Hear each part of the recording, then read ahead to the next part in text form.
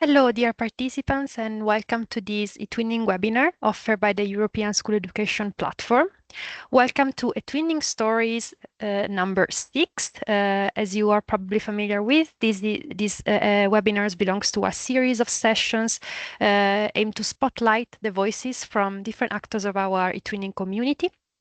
In each session, different voices from the community share insights from their teaching practices, mainly focusing on tips and tricks for the community, challenges that they have tackled in their teaching practices, and inspiring resources that can be helpful for you and to improve the quality of your own projects. And today I have the pleasure to have with us Jenny De Candia, who is eTwinning ambassadors and active members of the community. So she will share with you some insights from her own path as educator, some tips and tricks, and some resources that we hope you will find helpful. I would like to remind you that this session is recorded and that the recording will be published as of the next days on the official YouTube channel of the European School Education Platform and uploaded in the annual theme group. And I will post later on in the chat the link to the group and to the specific page where this recording will be uploaded. So you will be able to catch up with anything that you have missed or to share it with other colleagues and other members of the community.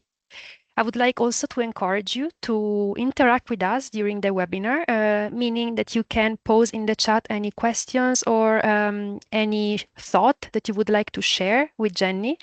And I will be monitoring the chat, our speaker as well. And if there's any time at the end of the session, we will try to address any questions that is relevant for the topic. For the technical questions, instead, I will be there throughout the session to help you in case of need. Okay, so now without further ado, I would like to leave the floor to Jenny and her journey into her path to become a teacher and a member of the eTwinning community. Please, Jenny. Thank you very much, Alicia. And hello, everybody. I'm Jenny De Candia from Finland. And I can share the first screen. So I joined eTwinning already in 2011. And in 2022, I became an eTwinning ambassador. And I have been working as a foreign languages teacher since 2004. And after that, I have studied to become a special education teacher and also environmental education teacher. And at the moment, I work here in Finland in Orivesi, which is a small city in the middle of Finland, we could say.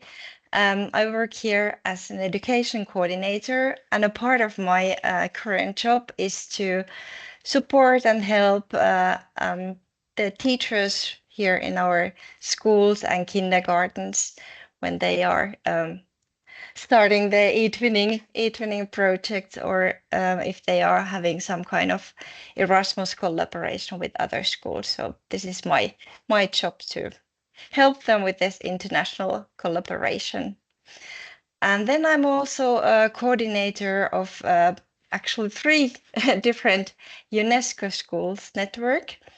I don't know if you're familiar with the UNESCO schools, what it means if we are talking about UNESCO schools, but it means that these schools, they are like these UNESCO values like democracy, peace, sustainability. These are permanent part of these school communities, and you can see and feel and hear, and there are actions taking place every day linked to these UNESCO values. So I'm coordinating here in Finland. We have created for the students of the Finnish UNESCO schools, we have created for them an own UNESCO ambassadors network. So I'm coordinating this youth ambassadors network here. And then I also coordinate to one thematic UNESCO schools network, which is here called Baltic Sea Network. So schools that want to collaborate on the topic of protecting the Baltic Sea. So that's one of the networks that I'm coordinating. And the third one is we have here Orivesi, which is located in Pirkanmaa, and here we have some UNESCO schools, and they're in another region in Satakunta, western part of Finland. We have also some UNESCO schools, and these two regional networks are working together. And there I'm again coordinating this collaboration between the schools and organize different kind of activities for the students and teachers. But today here I would like to share with you some things that I have learned and I have found useful during the years working as a teacher and also as a eTwinning ambassador and working on different kind of eTwinning projects. So first I will present you a couple of for me important projects or milestones in my eTwinning path as a teacher and as an ambassador. And then I will give you these useful, hopefully useful links for your own work and eTwinning collaboration. So let's start first with let's say this is when I started with eTwinning 2011. It took me some years to really figure out what it means to have really high quality eTwinning project. And this project was my first one where I really understood what it means to have to offer the students the possibility to collaborate on eTwinning, so that it's more than just sharing material with each other, but creating something together and connecting online and working together in international groups. And this was a small project. It was me and another teacher in Italy and our classes. And the idea was that the students got to know both partner countries and the cultures, a little bit of the language. And there we had a different kind of activities where really the students had the possibility to like have online chats or have online meetings, or they created logos together, then they voted for them. And yeah, so to say, the first real eTwinning project for me that really motivated me to continue. And I saw how meaningful it was for the students to participate in that project. So this is for me the one important one. Another thinking about working on eTwinning, another important milestone was for me 2022 when I joined the eTwinning Ambassadors Network here in Finland. And the reason why it means for me so much is because when you get together, when you are working together with other experienced eTwinners and other ambassadors, then you get so much from that collaboration. It's like you understand each other, you know what you're talking about, and you learn so much from each other. You can share experiences and learn how to organize your work as an ambassador. And you get so much positive energy from that network, being part of that community.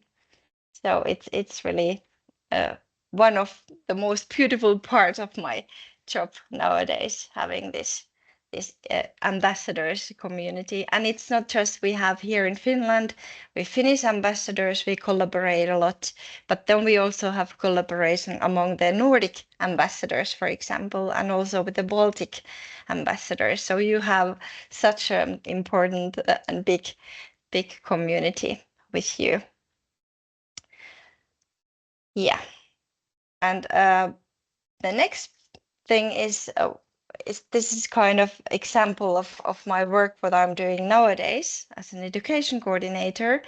This project was one project that I created together with, we had a seminar for the Nordic eTwinning ambassadors a year ago.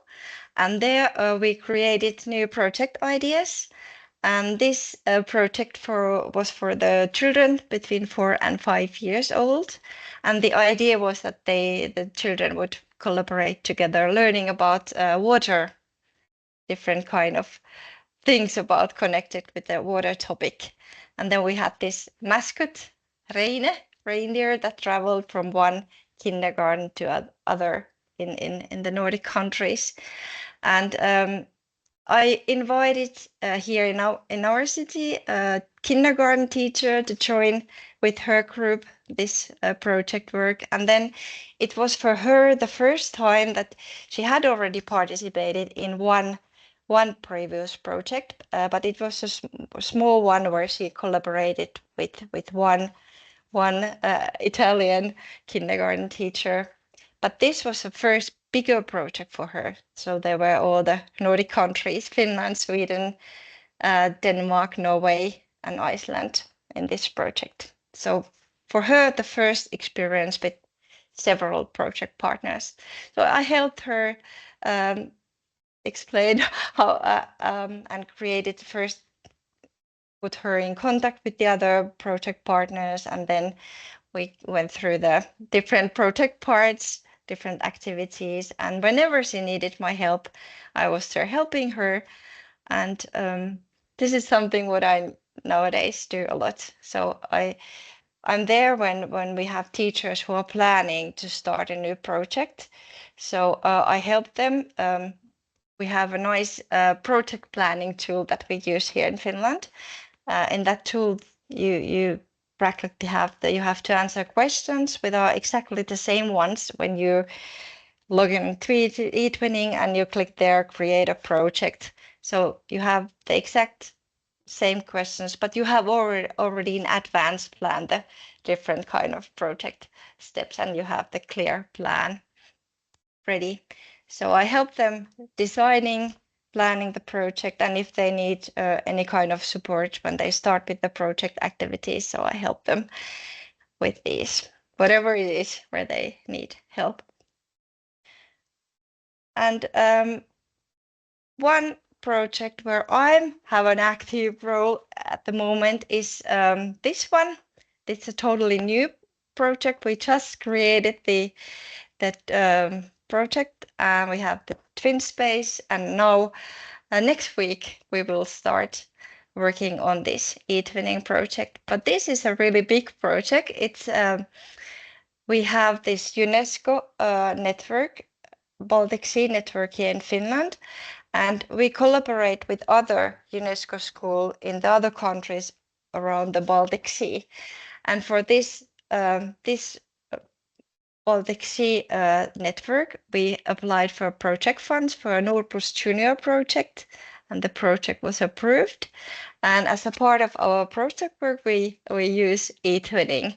And we have 16 upper secondary schools participating in this project. So it's a pretty big project. So something new for me to work with so many different kind of project partners. So let's see how it is going to be, how easy or challenging it will get.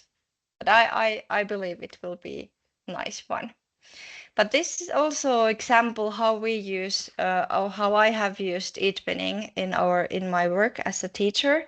It's not just working together with the project partners, but at the same time we have participated in this project. For example, our school is a part of the Eco School program. It's a global program, environmental program. So we use eTwinning, or we have eTwinning collaboration as a part of that Eco School program activities. So we are at the same time when we are collaborating with our Reagan project partners, we are developing the school culture at our schools.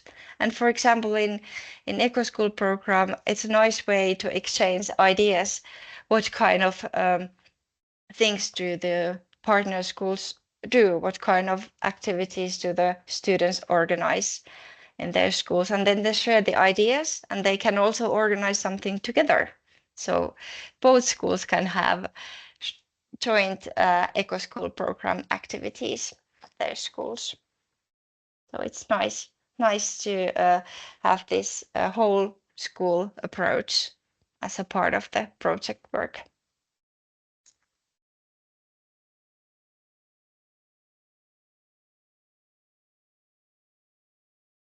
And now I have collected for you 3 tips from me for you as educators. Some things that I have noticed that eTwinning plays an important role in, and there are different kind of things, but this is something that when I was choosing these 3 tips, I was thinking the things that are those ones that where eTwinning can make a really big difference in your daily life, in your own teaching, how you manage your classroom or how you collaborate with your students.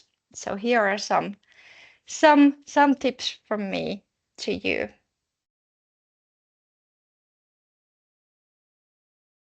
Oops. The first one, it's about working with different kind of students. We know that we have those who are very talented and they have no problems with studies, school studies. They are motivated and they love learning and they are always active when you ask who would like to participate in something.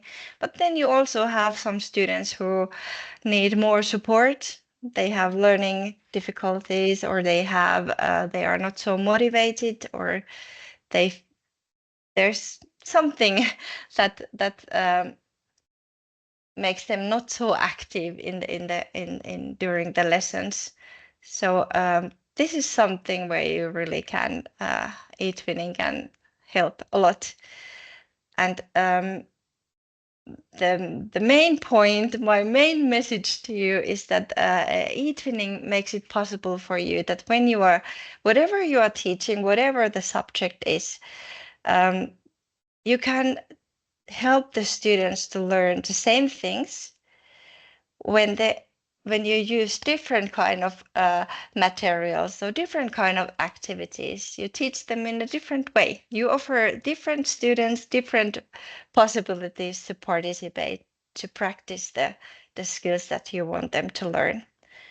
So you can, for example, in many projects that I have had, we have projects that last for several months, and each month we have certain project activities, and then you can, when you are planning the project, you can already there plan them in a way that you know your students, you know what kind of support or what kind of challenges they have, and what kind of activities motivate them to learn. So this is my my tip, that use eTwinning to offer the students different kind of ways to learn, and it doesn't have to be in a way that all the students do all the same things. It's they learn in different ways, so different kind of activities help them to learn, and the results can still be that everybody learns everything, even if they are learning in a different ways. And eTwinning also can help you to create a positive learning environment, which is really important for learning. The studies show that only when you feel safe and secure and you have a good positive feeling, then it is possible for you to learn in general. So you really need to create the safe and positive learning environment in your classroom. And this is something where you can make good use of eTwinning. eTwinning makes it possible that the students can choose, everybody have some strengths and some weaknesses. So you can use the strengths of the students. You can offer them the possibility to concentrate, to work on those things that they feel that they are good at, and they feel that they want to participate, they want to do this thing. So there, for example, sometimes there are students who they are not so good at reading, or they are not so good at writing, but they are really good when they make a video interview about one topic, and they feel really motivated and inspired, and then they show what they can, and they can practice their skills. So in eTwinning or in anything in your classroom, when you're teaching, when the students are studying, not everybody has to do the same things, but you can offer them different possibilities and listen to the students. Let them choose what they feel like. This is something that I want to do. Of course, you as an educator, you know what they need to learn and what are the aims. What is your task is to make sure that everybody learns what they have to learn, but still you can offer them so many different ways to practice their skills.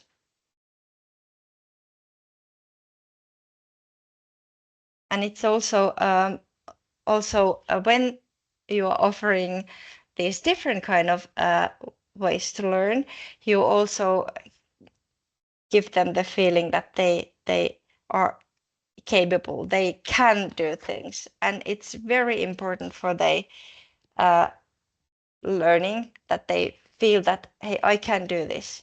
When they get these experiences, when they have this feeling that I can do that, I have to learn, I have to try, I have to, maybe I make mistakes, but then I try it again, and then I learn, and I am able to learn.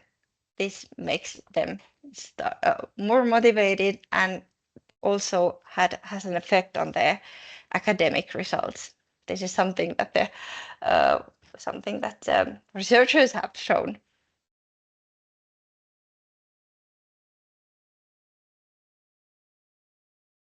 Another thing for you as educator is really, really important. What I have learned, how much you get from different kind of networks. So become part of many different kind of networks. This networking gives you so much for you as a teacher.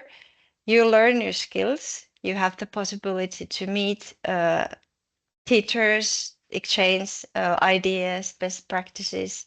So you learn how to teach in different ways. And also when you get together with colleagues, you can share maybe you have experienced some challenges, you have maybe some difficulties with some certain students, or you find some topics in your own school culture difficult, or whatever it is. When you get together with other teachers, they are coming from other schools, they have different kind of background, different kind of experience, they can help you. Sometimes it helps that you can explain how you feel, what your problem is, or what you're happy about. And then when sharing this with other educators, when they are listening to you, maybe sharing the same feelings and same experiences, same challenges or positive situations, then it gives you a lot. It also improves your own well-being. So like I said, that this eTwinning ambassadors network is important for me, because it gives me so much positive energy when I get together with these like-minded colleagues. They know what it means when we are having eTwinning collaboration, or how you can support, what kind of support you need to offer other teachers when they are starting with their eTwinning career. then you have this positive like-minded community with you, and it makes you feel good, and you have the feeling that, hey, we are all doing the same thing, and we are all share the same values and the same aims. We are trying to reach the same goals. So it gives you a lot and it's very motivating.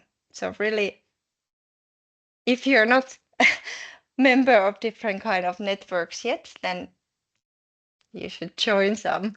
It's a really positive thing to participate. And it's also, for example, it's not only about this working as a part of the network, but it's also what you are bringing. Like you go there, meet the other people, but then you come back and you can share everything what you have got from the other colleagues from meeting them, and then you can share this in your own school community. So you can help the others to learn too, and also with everything what you get from these different kind of networks, it helps you and your colleagues to create or develop their own school and own school community culture and the teaching different kind of subjects. So really important factor for me, and that's why I say that you should all join different kind of networks. The third tip is about this student engagement. So like I said, the students, they need a positive learning environment, and then they feel safe and they can learn. The same goes for the motivation to learn. And for that part, it's very important that when you are planning or when you're planning eTwinning project, when you are implementing the project, when you are evaluating it, and when you are disseminating the results of the project work, then no matter how old your students are, it can be that you work with small kids, or it can be that you work with upper secondary school students, with older ones. But of course, according to that, what they are able to. But anyway, you can engage them all in all these different kind of project steps.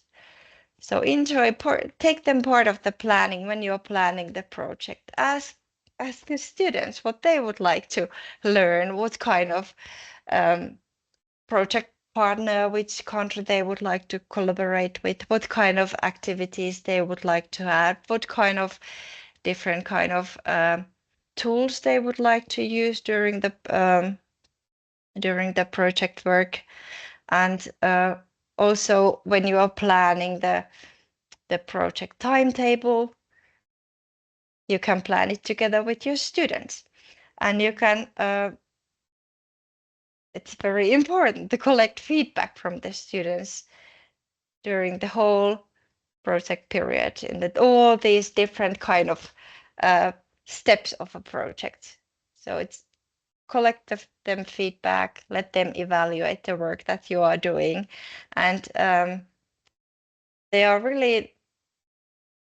they give good feedback, and it's important that when you collect the feedback, then you also react on that. So maybe there are some ideas from the students that they want to change something. You have created together a plan, but then the students know that it's not working as as they had thought, as they would have wished. So it's good to collect the feedback, then you can make changes in the project work and make it more enjoyable and more fun for the students, or more offering them more possibilities to learn in different ways. And other thing is, when you are planning the projects, it's good to plan them in a way that it's connected to real life somehow. Like very often do it in a way that we have like I mentioned earlier, that we have this, we are part of the Eco School program. So when we are organizing different kind of international collaboration, then we, as a part of the project work, we start collaboration with the local actors. It can be, for example, if it's about the Eco School program, then it can be, for example, a local environmental association. Here in our Baltic Sea project, we very often collaborate with the Finnish Environmental Institute, and then organize activities, workshops, online meetings, whatever, with these real life, real world connections. And this is also really motivating, and especially for some, I have noticed that very often it's the boys who miss, they want to do something like really hands-on activities, doing something, not just discussing or thinking and exchanging ideas, but doing concrete actions, something that you do with your own hands. And this is something that you can really easily combine with the eTwinning activities as well, but also in a way that that you, whatever you are doing, that you are doing it together with your project partners in other countries. And both project partners, or all project partners, can do the same thing, and then you all learn together about these, what the different kind of associations, for example, are offering, and what kind of things they are teaching the students, so you can make everybody, all the project participating students, to learn about these topics. And third important point is that you should make sure that all the students, when you have planned the project, you have planned the different kind of project activities, then it is important that you make sure that all the students have a real opportunity to participate in these activities. Sometimes it can be that there's an activity where it's just a couple of students are participating. Sometimes it's for everybody. And sometimes it can be also that what you are doing with your own class, you can think how the whole school community could participate in this project activities that you're organizing together. For example, if you're having some online meetings, or we have, for example, organized we had in one project, we had like online debate. The youth were discussing whether it's better to have a well-paid job or a dream job. So there was a debate, and if you would organize similar thing, then you could offer all the school classes the possibility to join this online meeting, and maybe not, maybe there's just one class that is participating in this debate, and then the others could just listen to them, and then maybe discuss later in their own classroom, inspired by this online debate that they have participated as a observing it online. So this is one way to include the whole school community, or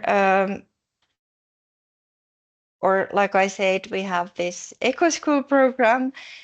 This participating students can plan some kind of joint project event that will be for the whole school community, and then this way include all the students, and also this ensuring that all students have opportunities to participate. I also want to say that sometimes you might have students that need some they might be special needs students, and then again adapt the different kind of activities that you're organizing for them. So they can participate in the same activity, but in a little bit different way. Maybe they need some extra support to be able to participate. So make sure that when it's meant for everybody, then it really is organized in a way that everybody can participate. And maybe one more this kind of real world connection example is that we had a project where the students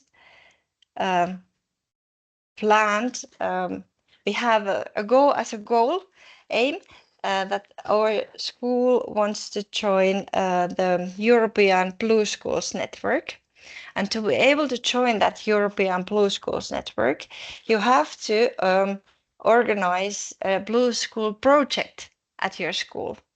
So we had our project partners, the youth working in international groups, and they planned, they created plans for these different kind of Blue School projects. And then based on these project plans created by the students, there was possibility to apply for some project funds to make these Blue School projects really real. So we applied. First, we let the students create the plans, and then we applied for the project funds to be able to make it organize all these nice activities that they had planned. We don't know yet if we will receive the funds, but anyway, we want to make it sure that what the students planned, what the kind of plans they created, that it's not only that they created some plans, but it really becomes reality, that all they can see that what they have planned, they can also really participate in these kind of activities in their partner schools.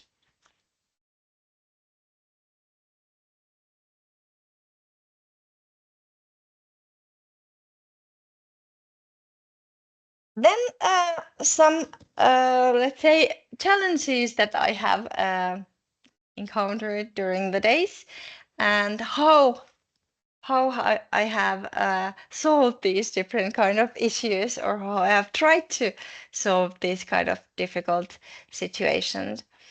And one question is how to convince your colleagues of the benefits of eTwinning. When you have participated in eTwinning projects as an eTwinning ambassador, or when you have experience on eTwinning in general, then you know what a great thing it is. But what about the other colleagues? How to make them understand what a great thing it is? So here are some tips how to work with these colleagues who might have some doubts, who don't believe you when you just say that let's participate, let's come to participate eTwinning. So one good way is to invite them. Maybe they are a little bit afraid. They don't know what it is about. So maybe you could help them by inviting them to join one project activity of your ongoing project. So they don't need to create their own project. They could just kind of join and see how it works, and then try out with this participating one project activity, and then they see and understand better what it's all about, how useful and how fun and motivating it is for the students and also for the teachers. And this way they find maybe the courage to start their own project.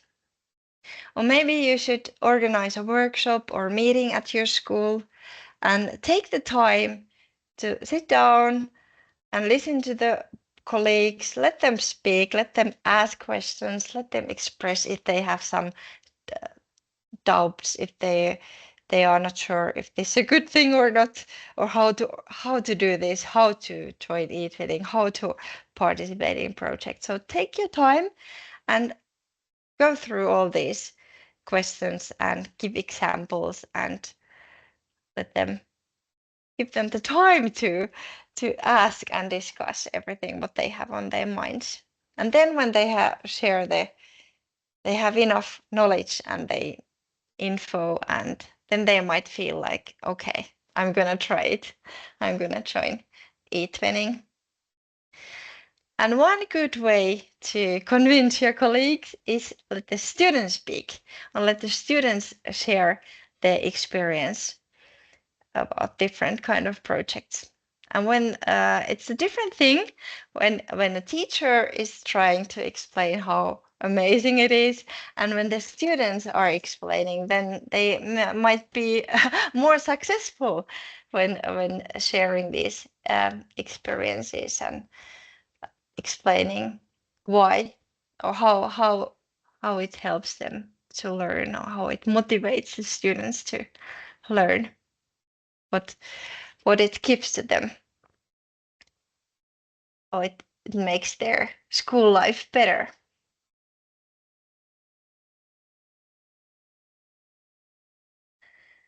What about lack of time? I think we all, as teachers, know that there's always so many things to do, and there's not so many time to do everything. And maybe you would love to do different kind of things, and you maybe you start create nice project plans, but then the reality is that there's only 24 hours a day, and you also have to have free time and time to relax and do other things than just schoolwork. So how to tackle this?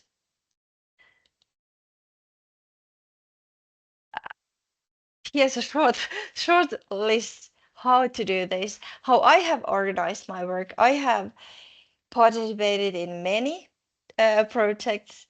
I'm coordinating different kind of networks. I am supporting the other teachers. So I have many things, different kind of things to do, the same amount of hours a day. And I think these are the most important things. So you need to prioritize.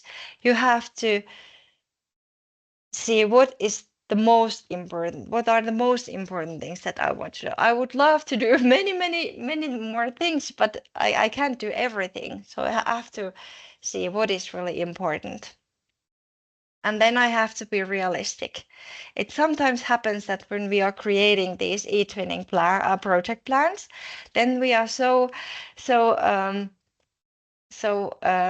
enthusiastic, and we have so many different kind of ideas, and then we just add them all to these project plans and project timetable and timelines, and then we notice that, oh, that wasn't so realistic. So we have to keep it realistic. So we have to sometimes say no to something, and sometimes leave part of the great ideas out just to make it possible. And we have to make it possible to organize everything that we have said, okay, these things I want to do. This is something that I don't want to leave out. Then about creating this timetable to make it everything possible. There's something new that I have learned, and I don't know how many of you use Trello, or if you know what Trello is, but I use Trello. Is like my most important tool when talking about this lack of time, or how to manage your time. So I use Trello. I have my Outlook calendar where, for example, my colleagues can check when I am free for a meeting or anything. There I have these meetings that I have already set. But then in addition, I use Trello to have a timetable for my own different kind of project tasks. And it's not only about having like adding to the Trello, you can add the different kind of deadlines or the different kind of tasks that you have. But I add there then all the different kind of parts of the different kind of steps of one thing. For example, if I have to write a report or I have to prepare the project application, then it's not that I just add there the project application, but I divide the task. The big goal is to have the application submitted, but before that there are different kind of steps, and I add in this Trello timetable all these different kind of parts or different kind of steps to have this project plan or application created. So it helps. So I have it in smaller parts, and then I can see how much how much time I can use for each step, how many hours a week or how many days a week. And in the classroom or whenever working with these kind of different networks, when we have meetings, what really makes my life easier and saves a lot of time, when you're sharing links or material, then I very often use QR codes and then also these bit.ly that makes it possible to short. You have long links, but you can create easy links that it's easy to share, that you can just create like bit.ly and then slash and then one word, and that's the whole address, web address. So you have a long one, but then you short it really. It's a short one, so it's easy. You can just type it when somebody shares your bit.ly address. So it makes everything happen much faster when sharing the links or materials with these QR codes or bit.ly links. And also, for example, when we are having a project an online meeting or project activity, when you are sharing something, then when using Mentimeter or Canva, then you can include everything. Like you can have during the online meeting, I could have here a Menti activity for you, and I would have everything included in this one presentation. So I don't need to change between different kind of, I don't need to first be here on PowerPoint and then go to Menti and then come back to my PowerPoint. No, I can have everything in this Menti presentation. So it makes easier. And Google Drive, always sharing materials. It's really easy, easy and useful way to share it.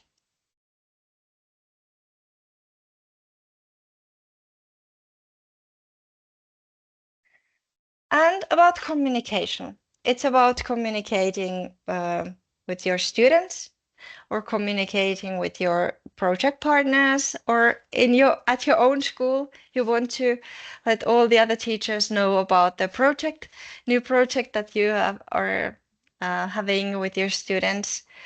So some tips how to make your communication more effective.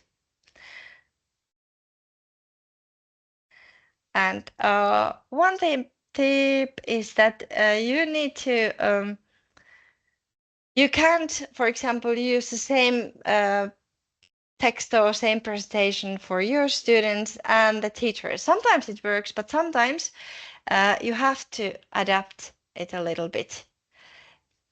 Depending what is your message, what is your audience, you have to tailor the language in a way that it's fit to this communication better. And also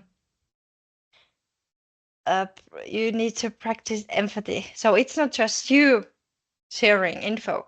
I am telling you, this is going to happen, or this is what we do. No, it's always two-way round.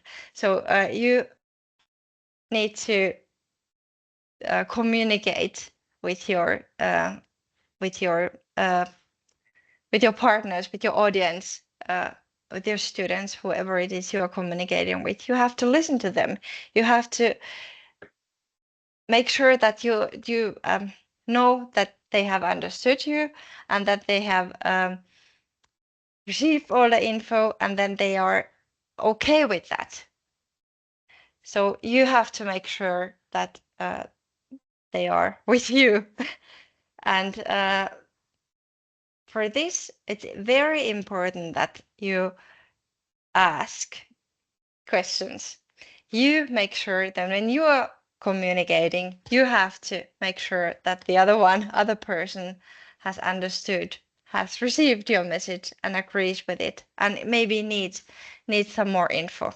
So make sure that you ask the students. Like here, I saw Alessia was writing here in the chat that if you have some questions to me, you can write them to the chat, and then we can talk together, come back to some of the topics, some points that I have talked about today.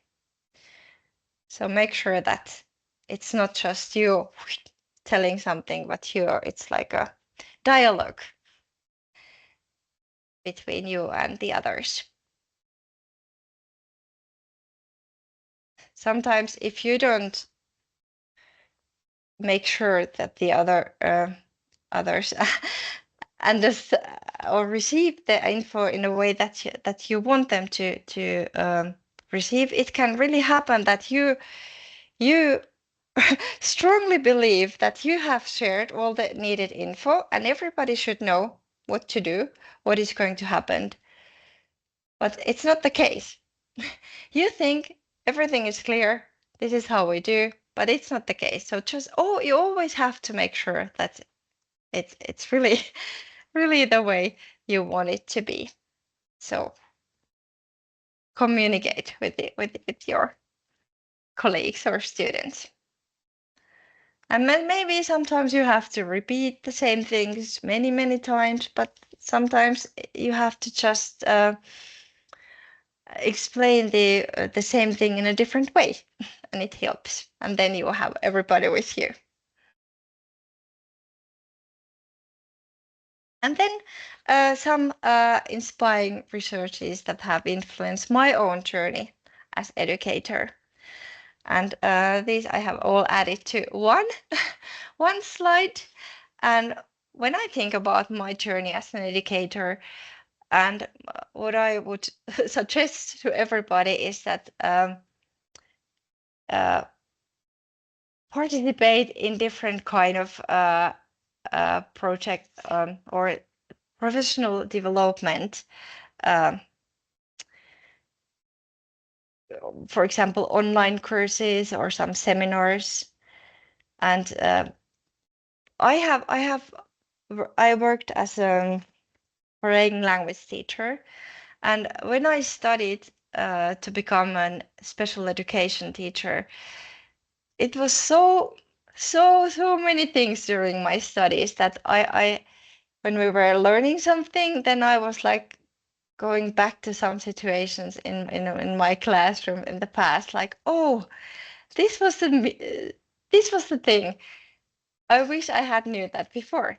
So it's really important to learn new skills and to learn to work with students with special needs. So even if you don't want to become a special education teacher, you can still learn how to study to have more knowledge how to teach different kind of pupils. And also, when I studied to become environmental educator, it helped me a lot as a foreign language teacher. And it's actually this environmental educator studies combined with me participating in eTwinning project work as a foreign language teacher. It was like a perfect combination. So it enriched my own way to teach foreign languages, for example.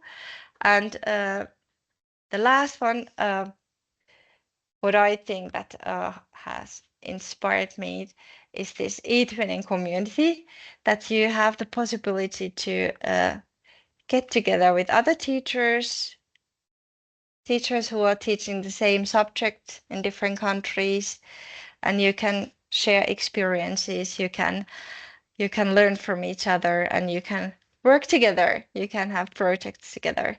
So it's really I think this is the biggest part that I'm missing at the moment now as I'm working as education coordinator. The biggest part what I'm missing is that I have my own class, my own students that I could work in during the lessons. Now I have I work with the students in these different kind of networks, but it's just network meetings.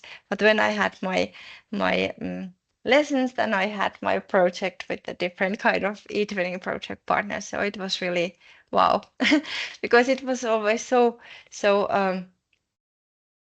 when I saw how important it was for the students. So it was also very rewarding for me as a teacher. So there's, for example, this ESEP platform. There are different kind of online courses that you can participate. So I think you should check what they are offering there. And I have participated in different kind of online courses and seminars. So professional development, a big yes from me. So that was actually what I wanted to share with you. And thank you very much for joining. And do we have some questions? Thank you very much, Jenny. That was really, really helpful, and thank you for giving an overview not only on the approaches but also on some more practical ideas to implement in the classroom and to really make the most of this experience. So thanks a lot. I think our participants got a lot out of it. We had also some ambassadors in the audience, so some colleagues. And there were some comments of eTwinners who agreed on your view. So it's nice to read that. So far, I didn't see any questions. We would have like another 1-2 minutes. So don't be shy if you have anything that you would like to ask to Jenny. I think she'll be happy, as she just said, and Yeah. as she explained also. That is her way to, that is her approach also in being a teacher and an ambassador. So feel free to ask her. Um, Let me check in real time. Mm, I don't think we have any questions. So Okay. I think that since our time is almost over, we can wrap up some minutes earlier. Okay. I would like to thank you again, Jenny, for talking about your eTwinning story today. I remind our participants that the recording of this session will be available as of today in the eTwinning Stories page of the annual theme group, and the link is in the chat. So you will be able to send it, to share it, and to reflect on what you learned today.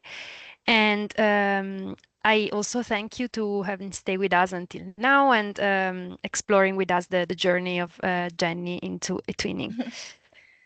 Yes. Thank you again, Jenny. Thank you very much. Have a nice evening, you all. Bye. Kiitos. Thank you. Bye. Bye bye.